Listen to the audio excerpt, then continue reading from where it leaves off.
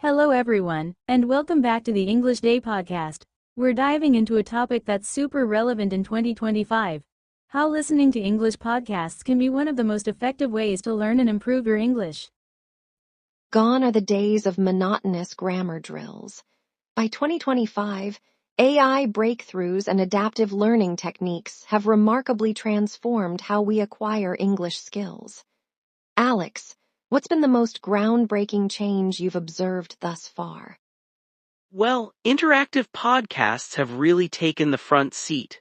Imagine immersing yourself in a virtual London setting while an AI-driven podcast guides you through a job interview scenario. It's learning within context like never before. That sounds incredibly dynamic. But with these advancements, are there concerns about the reliance on technology reducing the need for foundational learning? Valid point. Some educational experts argue that such tech can sometimes overshadow the importance of traditional skills. Yet when used judiciously, it complements core learning by reinforcing concepts through practical applications. Looking ahead, how will these technologies further evolve over the next decade? We can expect more personalized learning paths. AI could become adept at real-time feedback, instantly correcting pronunciation errors and adapting lessons based on individual progress, making language acquisition seamless. Podcasts today offer such rich exposure to diverse accents and cultural nuances. Lily, have you encountered examples that highlight this shift? Absolutely. A key example is the World of Words podcast featuring conversations with speakers from different continents, enriching listeners with varied idiomatic expressions and accents they might never hear otherwise. Critics say this could overwhelm learners, especially when deciphering unfamiliar dialects. How can listeners effectively tackle this challenge? Starting with slower-paced episodes and gradually increasing the speed can bridge the gap. Plus, interactive transcripts aid in understanding and help pick up nuances without feeling overloaded. Going forward, how do we see podcasts further influencing cultural understanding? Let's talk tactical approaches. Lily, what's a powerful strategy to harness podcasting for learning English effectively? Some learners find speed variations daunting when starting out. How can they overcome this initial hurdle? Engagement is as crucial as content. Alex, what role do communities play in the podcast learning experience in 2025?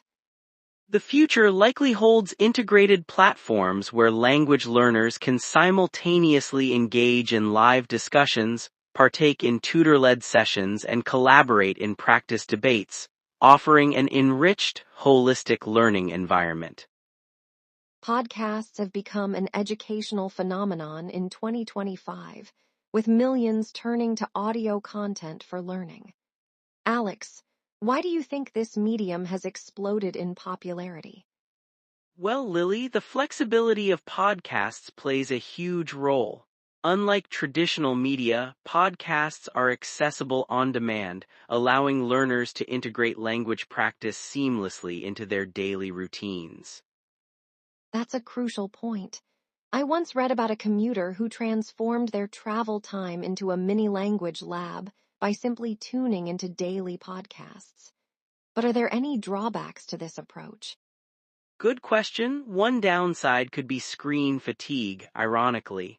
While not looking at screens, listeners might still experience content overload. Yet, on the positive side, this helps shift focus from visual cues to auditory interpretation.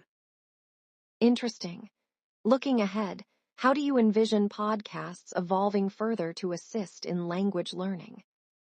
I believe advancements in AI could personalize podcast recommendations, tailoring content to individual learning levels, perhaps creating a feedback loop where listener input refines future episodes. Transitioning to practical strategies, selecting the right podcast is crucial for learners. What would you suggest as a starting point, Lily? I'd recommend beginning with content that matches your current proficiency. Engaging with overly complex material can deter learning by causing frustration. Simultaneously, under-challenging content offers little growth. True, a listener I know practices dictation by transcribing episodes, reinforcing both listening and writing skills. However, many argue that passive listening is enough. What are your thoughts on this? Active listening indeed enhances retention. Listening without engagement might help with exposure, but incorporating methods like note-taking or shadowing optimizes vocabulary acquisition and comprehension. Looking to future practices, do you think we'll see more interactive podcast features geared toward learning? Certainly, as technology develops, interactive transcripts and embedded quizzes could provide instant feedback, potentially transforming listening into an immersive, dual-sensory learning experience. Let's recommend some standout podcasts for our listeners. Alex, what podcasts would you suggest for beginners in 2025? I'd start with The English We Speak. Its digestible episodes introduce phrases used in everyday conversation, an ideal resource for grounding beginners in practical language use. That's an excellent choice. On the flip side, for advanced learners eager for something challenging, I'd recommend TED Talks Daily. It's rich in diverse topics, perfect for expanding vocabulary and critical thinking. Indeed, and let's not forget podcasts like All Ears English, which bridge the gap for intermediate learners by presenting real-world scenarios. Yet some may argue content saturation could overwhelm. What's your take? While variety might seem daunting, it encourages adaptive learning through exposure to multiple English dialects and contexts. It's about finding balance and packing in consumption.